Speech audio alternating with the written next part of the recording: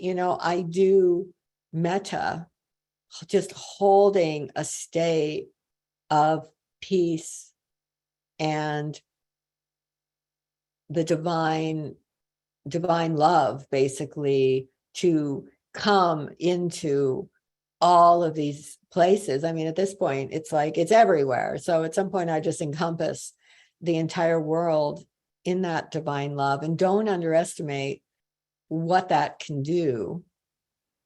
But also, my favorite prayer for just about anything, including these world issues, is I just say, let a freaking miracle of intercession occur. And I do that a lot with Kali. I'll just say, I do not know what to do about this. I mean, I'm doing it about the United States election at this point.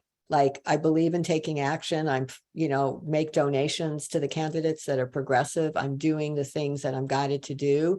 But at some point, I'm like, let a freaking miracle of intercession occur and let the highest happen for the greatest good and for the protection of those who need protection and for the safety of people and for their civil rights and, all of it. So I pray in that way. That's just me.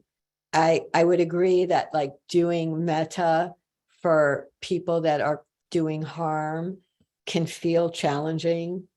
Believe it or not, I do often do it anyway, because sometimes it actually makes me feel better.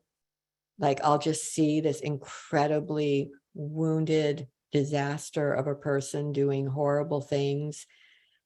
But that surely doesn't mean that I do that metta and then I just lay down and say, that's it.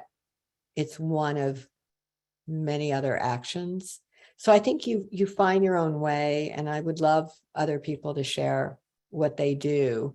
I think it also is just what helps me enormously is remembering that we're in this yuga, this period in the Hindu calendar called the Kali Yuga, and it is the time of greatest darkness.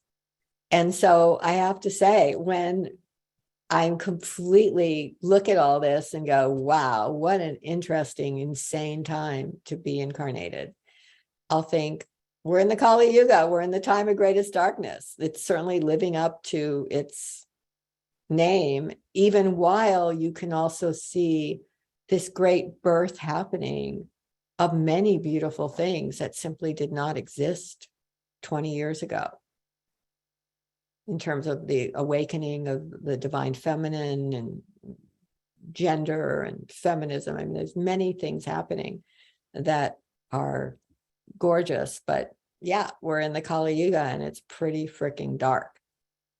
But then that makes it all the more, if you say, why, I believe nobody's born against their will. I always believe the soul has chosen it. So if the soul has chosen to be born right now, and it's chosen to be born in this time of great darkness, and I would say it's here to be a light. That's its purpose. That's the consciousness, is to hold the light as opposed to match the darkness, because in the darker times, you need the light. You never know where your light is what creates the ripple effect. You never know. You don't have to be famous to do that. That could happen getting on a bus and holding the light for one person. You never know what that's going to do. So yeah, somebody's mentioning Ho'oponopono. I really like Ho'oponopono. There's so many routes. I mean, thank God the universe came up with a million ways to hold high energy for the planet. So Tonglen, I love.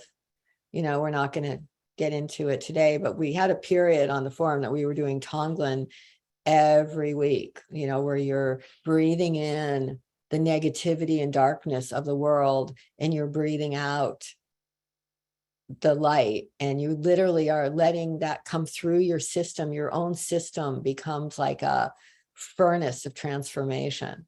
So Tonglen is another beautiful practice. There's lots of ways to work with this.